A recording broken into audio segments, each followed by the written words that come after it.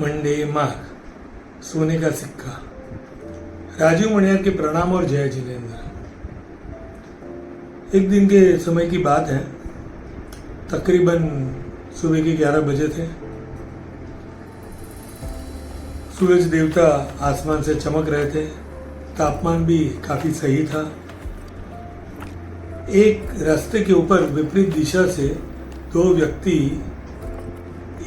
एक दूसरे की तरफ चल रहे थे। आश्चर्यजनक था कि उस टाइम उस रोड के ऊपर ना कोई और व्यक्ति था, ना भी कोई व्हीकल चल रहा था। दोनों अपनी मस्ती में चल रहे थे। अचानक दोनों को नजर एक चमकती हुई चीज जो रास्ते के बीच में थी उसके ऊपर पड़ी।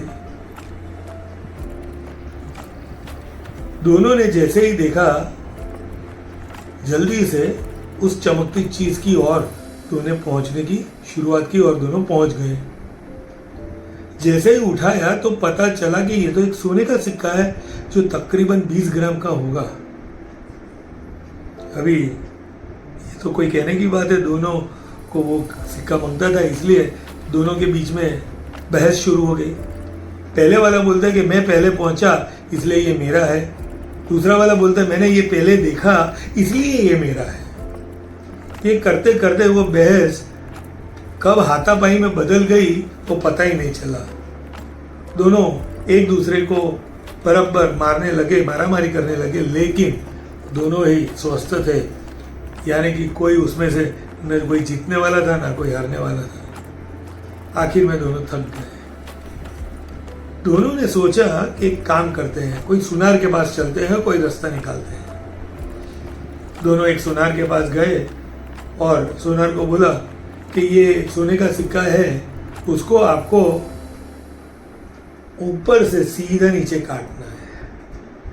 सोनार सूझबूझ वाला बंदा था, उसको पता चल गया। उसने बोला क्यों भाई, ऐसे क्यों नहीं काटना है, आड़ा क्यों नहीं काटना है, ऊपर काटने की बात कर रहे हो आप, और ये तो सोने का सिक्का है। तो बोले नहीं, उसमें प्लस माइनस हो सकता है।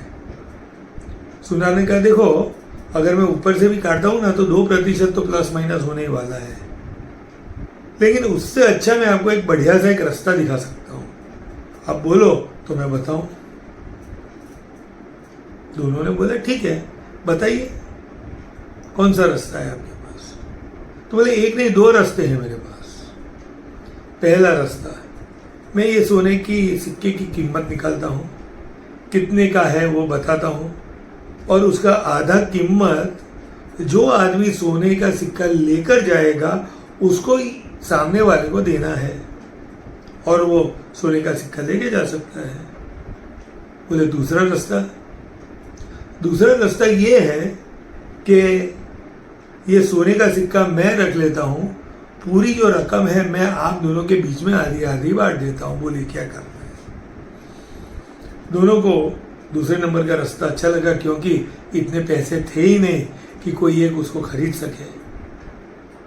तो दोस्तों, आज का ये मंडे मार्ग यही बताता है कि कई बार क्या होता है, हमारे जो विचार होते हैं वो कहीं ना कहीं अटक जाते हैं और हमें फिर पता नहीं चल रहा कि हमको क्या करना चाहिए।